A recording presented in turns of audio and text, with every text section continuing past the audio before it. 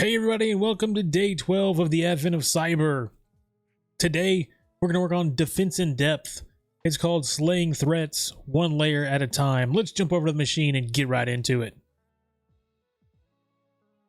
While we're waiting for our machine to load up, let's go ahead and slide down to the bottom real quick. Take a look at the questions we're going to need today. What is the default port for Jenkins? What is the password of the user Tracy? What's the root flag? What is the error message when you log in as Tracy again and try sudo-l after its removal from the sudo group? What's the SSH flag? What is the Jenkins flag? So I've got all those marked over here on my notepad, and we will look at those as we go through. Let's scroll back up to the top. We've got our attack box turned on. We've got our machine kicked off. It should be loading. There's our IP address of our, let me save that over here on my notepad. Now we've got our IP address. All right, and let's go ahead and kick this story off today. Defense in depth. With the chaos of the recent merger, the company's security landscape has turned into the wild, wild west. Servers and endpoints, once considered fortresses, now resemble neglected outposts on the frontier, vulnerable to any attacker. As McHoneybell sifts through the reports, a sense of urgency gnaws at her. This is a ticking time bomb, she mutters to herself. It's clear they need a strategy, and fast. Determined, McHoneybell rises out of her chair, her mind racing with the possibilities. Time to suit up, team. We're going deep. She declares, her tone in a blend of resolve and excitement. Defense in depth isn't just a strategy. It's our lifeline. We're going to fortify every layer from the physical servers in the basement to the clouds floating above us, every byte and every bit. In this task, we'll be hopping into McHoneybell's shoes and exploring how the defense in depth strategy can help strengthen the environment's overall security posture. All right, our learning objectives today, of course, are going to be defense in depth, the basic endpoint hardening, and simple boot to root methodology. We've already done this. We've got our attack machine turned on over here. There's our username and password for our machine. See, log into the admin account, SSH credentials. So those are our SSH credentials into the box that we'll be working with. All right, let's get to it. Guided walkthrough of the attack chain. As discussed earlier, we're dealing with a server that is vulnerable by design. It contains misconfigurations and has been implemented with poor or simply non-existent security practices. This part of the task will walk you through one of the many ways we can elevate privileges on this server. Let's skip the enumeration part. We can access Jenkins via Firefox by just opening up the default port. So let's copy and paste this. Let's come over here. Paste this into our attack box. And let's open up Firefox real quick. And we'll paste that in and see what we get. All right. Just by pasting the IP address with the default port of 8080, which I think that was one of the answers or one of the questions we had, we get right into Jenkins. No usernames, no passwords, nothing. All right, let's get a web shell. In fact, let's scroll down real quick and we can... What is our default port? Default port 8080. And we'll scroll back up and keep on cruising. All right, getting a web shell. We instantly gain access to the general workings of Jenkins. Explore the features that we can play with, and you'll see that there are ways to execute arbitrary scripts for the administration, troubleshooting, and diagnostics on this machine. On checking this further, you can see that this can be used to spawn a web shell. Click on the Manage Jenkins button on the left-hand side of the page, scroll to the bottom, and you'll see the option we want, which is Script Console. So let's click on Manage Jenkins. Then we will scroll down. And we've got Script Console right here. So let's go ahead and click on Script Console. And now we've got a place that we can add scripts on this page directly. All right. The script console is a feature that accepts Groovy, It's a type of programming language for the Java platform. Let's jump straight in and try to establish a reverse shell using this feature. So here is our script that we need to copy over here. We'll put it into our clipboard, paste it. Let's add it into here, and then we're going to need to change something on here, our attack machine IP address. So we can get our machine IP address right up here at the top. We've got our IP, so our IP address is going to be 10.10.93.34 because that's what we want it to go out to. All right, we've copied that script we've copied the script. Remember to change the host. We did that. Open a new terminal. So now let's minimize this or make it smaller. And then let's open up a terminal, and we want to fire up netcat here in LVP, and our port this time that we're going to be listening to is 6996. That is part of the script that we have running down here. Come on, there it is. So our port, that's what we're sending it to. So now we've got, let's go ahead in our terminal. We're going to go ahead and hit enter. So we've got netcat sitting out there listening for anybody that's wanting to talk to us. Once both the reverse shell script and the netcat listener are ready, you can press the run button on the bottom. You should see a connection established. Okay, so let's scroll down. Go ahead and hit run. And you now see a connection in here. So that's our connection, and then this is our port. Let's see, check the usual folders and you'll be able to find see if you'll be able to find an interesting bash script. Let's find out who we are. Who am I? Who am I? So I'm currently logged on as Jenkins. So let's do cd opt script. Oop. And now we should be in that folder. If we run ls, we should be able to see something.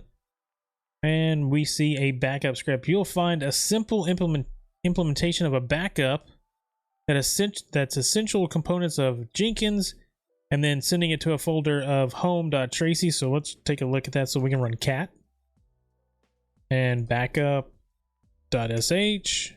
and that's what's inside that script. So we can see make a directory. Want to make a backup directory, make another directory back in the backup directory called jobs, and then we're dumping everything in there from each one of these locations, setting it into a tarball. And now we also have a username of Tracy and a password of 13_1n_33. All right. The SCP command is a clue that SSH may be used on this server. Perfect.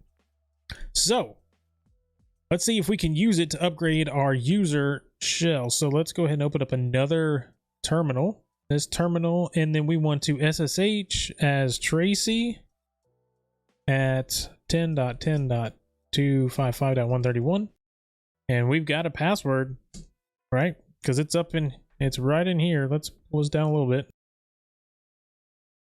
So our password is 13_1n_33, and go ahead and hit enter, and we've got access. All right, perfect. Now let's see what type of access we have. So we can run sudo -l, and that's going to tell us what type of let's go ahead and put our password in. And it says on here, Tracy may run the following commands on Jenkins. All. So Tracy has full-blown access to this machine. This seems that the user is created with inherent privileges. Yep. As such, we can just enter the command sudo su, and we're root. So now we can do sudo su, and now we have all of the power. We are currently set up as logged in as root into the home directory of Tracy. The defense in depth and its role in hardening. All right, from the attacking point of view, we were able to get straightforward root access to this server. This is bad news for defenders, since the goal is to make it as hard as possible for attackers to get what they want. In this next section of the task, we will establish defensive layers that aim to work together, with each layer making it more complicated for the attackers to achieve their aims. Defense in depth is all about creating defensible environments whereby security controls are meant to deter the bad actors from achieving their goals. All right, so now we've got guided hardening of the server. Going back to our attack exercise from earlier, we discovered that root is very easy to achieve because there is full trust within the server environment. Removal of Tracy from the pseudo group. All right, so what we need to do is, since Tracy has full-blown access to this group of pseudo users, we need to remove Tracy and only give them access that they actually need. So to do that, we're going to do sudo, we're going to do del user, so delete user Tracy, and then from the group of sudo, and there we go. Now we were able to do that because we're already logged in as root. So changes the account won't affect the current active sessions, which is correct. So we can just test them by logging on as Tracy again, or what we can do is we can just say sudo -l and then user -l and then user is Tracy, and let's see what happens. So if Tracy were to log on as the user of sudo or try to get sudo access, this is what we would get. User Tracy is not allowed to run sudo on Jenkins. I believe that was one of the questions we had down here. So let's go ahead and what is the message? You log in again as Tracy. So yes, once we remove that as Jenkins, period, let's hit submit, and there we go. Still need to find, oh, we know what the password for Tracy is, right? That should be good. We still need to find our flags now. Let's go back up. Where were we at? All right, so now we are at the point where we're going to harden SSH. All right, so now that we're back up here, that change all alone made the difference between achieving root and staying with the user of Tracy. Now the attacker is left with 3 immediate options, right? Further enumeration from the server for possible route to get to root from the user of Tracy. Find a way to move laterally within the system to the user with a possible route to root access, or find a different target. So what do we still have open here? We've got SSH. So let's look at how are we going to harden SSH.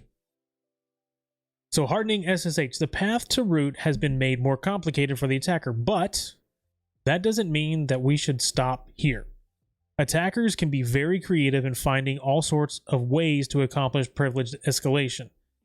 Any additional layers will make it a lot harder for the bad actors to achieve their own objectives. Awesome. Remember that as attackers, we're able to use SSH in this server to move laterally from a lower level user. In light of this, we can disable password or disable password-based SSH logins, so we can thwart the possibility of an SSH via compromise via plain text credentials that are just lying around. Because remember, we found those plain text, we found that username and password right here in a plain text file on the machine. All right. So in the admin shell, let's go to the configuration file and edit using our favorite editor. Let's go in. So let's do sudo, and then let's do etc. We're still in as an admin on here. So let's see what we got in this file. All right, in the file, we can edit it as your favorite editing. Now we want to remove the line that says password authentication yes. So currently that line is commented out. So let's find that line in here.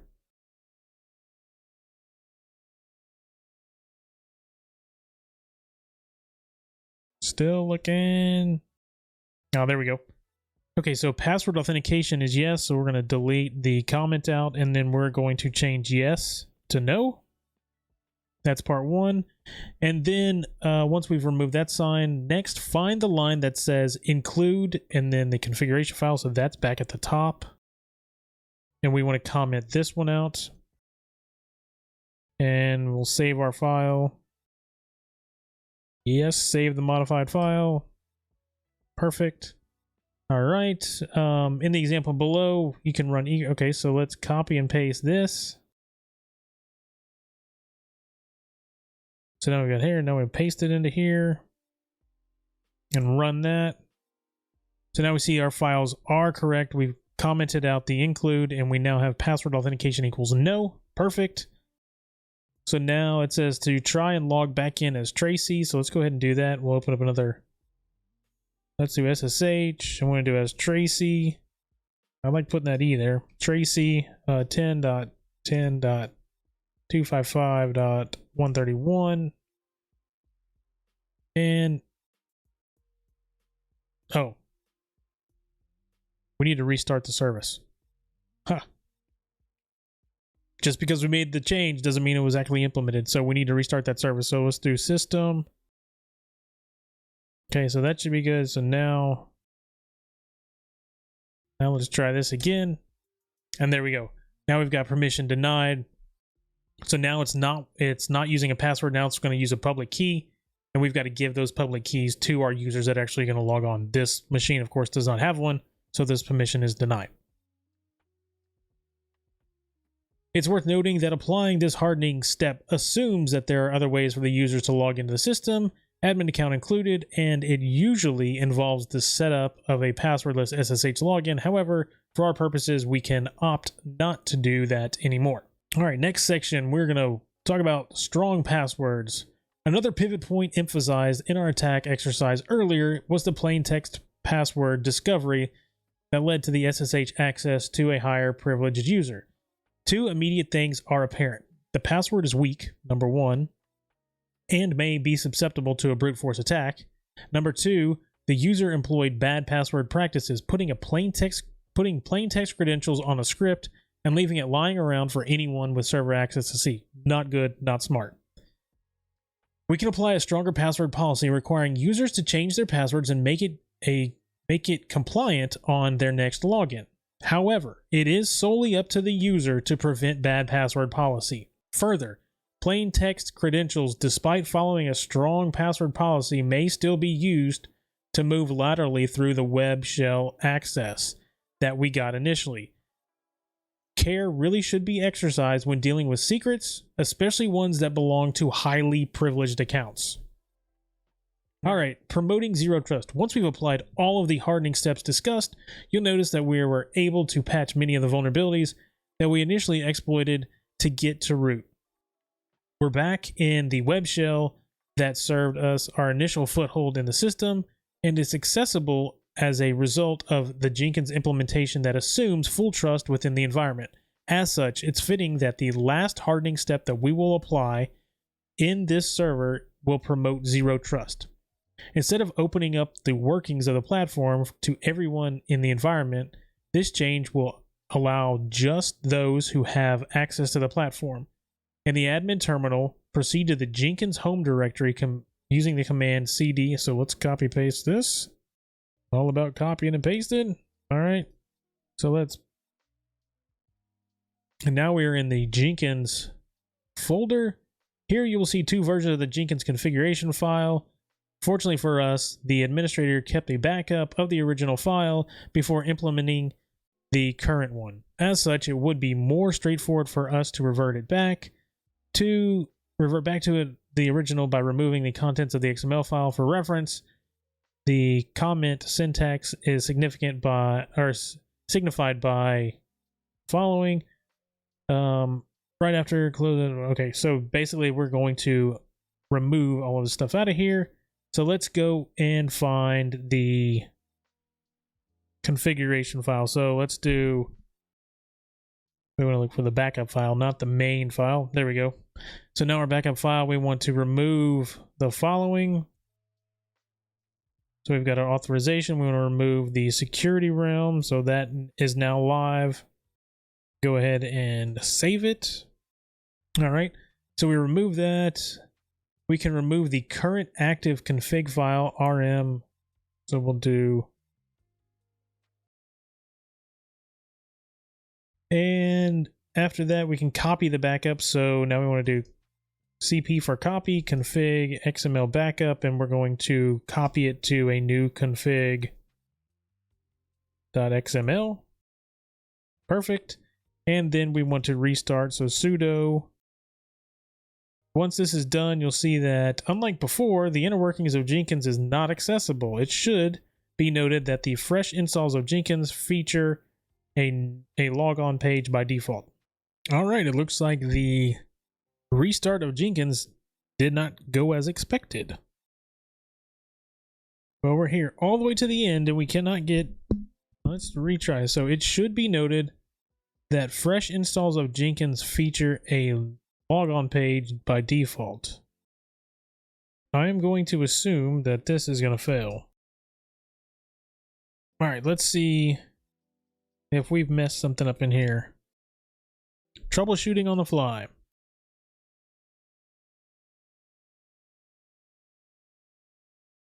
Looks like I missed a couple of things here. Let's try and restart this and see what happens now. There we go. Missed a couple of things that needed to be removed. All right, so now let's refresh. And there we go. Now we have our sign-on page into Jenkins. Perfect. All right, so in conclusion, defensive layers don't need to be flashy. You can accomplish a lot with one-liners and simple implementations of security best practices. This is exactly what we have done through this task, addressing a specific exploitable vulnerability each time. This task is a simple demonstration of how it works in the real world. Each hardening step adds a defensive layer, and these layers work together to make a more defensible environment. Exploit 1 or 2, and you're still relatively defensible. This is because the next layer is there to make it harder for the bad actors to succeed in getting what they want. So defense in depth doesn't stop here though. The next step is setting up tools and sensors that give us, our defensive teams, visibility into our environment, the output of which can be used to create automated detective mechanisms and for suspicious behavior, but that's a discussion for another time. Great work, team, says McHoneybell, her eyes gleaming with pride. We've laid down the foundations of a robust defense. But remember, this is just the beginning. The cyber world is ever evolving, and we must stay sharp and stay curious. The team nods, a sense of accomplishment and readiness evident in their postures. They are no longer just reacting, they are anticipating, ready to tackle whatever challenges lay ahead in the ever-changing cyber terrain. McHoneybell grabs her jacket, her thoughts already on the next challenge. Tomorrow, we rise again. For now, rest well, team. You've earned it. All right, let's see what else we've got in here. What is the root flag? All right, so now we need to... Now it's going to want us to bounce around in here and see if we can't find these flags. So what's our root flag? What is the Jenkins flag? Let's see, what do we have in here? Is there a flag? Let's look for a Jenkins flag. Let's look in the XML file.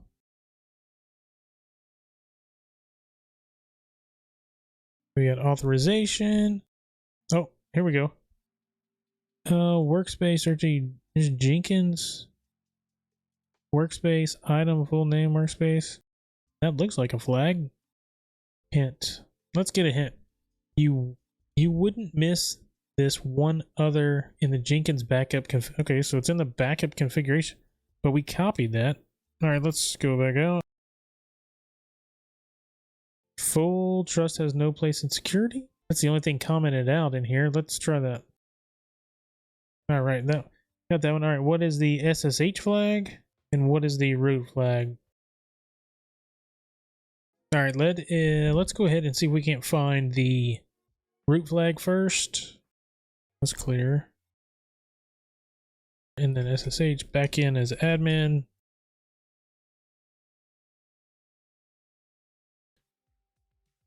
Uh-oh, we've locked ourselves out. Well, that's not good. Fantastic. We've hardened it and we didn't get the root flag. All right, let's see if we can get the we can't get the Jenkins flag either, can we? Because we can't get in. All right, you know what's going to end up happening? We're going to have to restart this box. All right, we have restarted the box. We've got a new IP address. Let's go ahead and SSH into our new box now that we can. So now we're back in. So now that we've got our SSH in here, it's clear.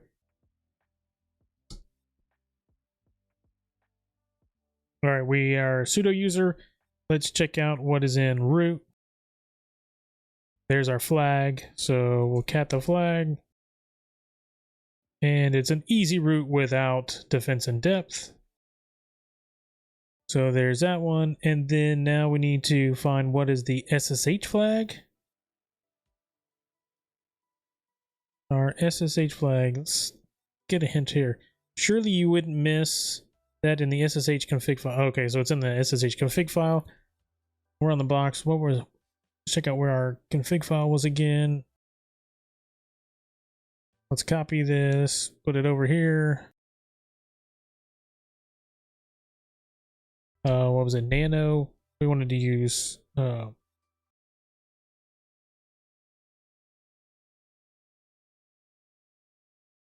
let's look through here, see if we can find a flag for SSH.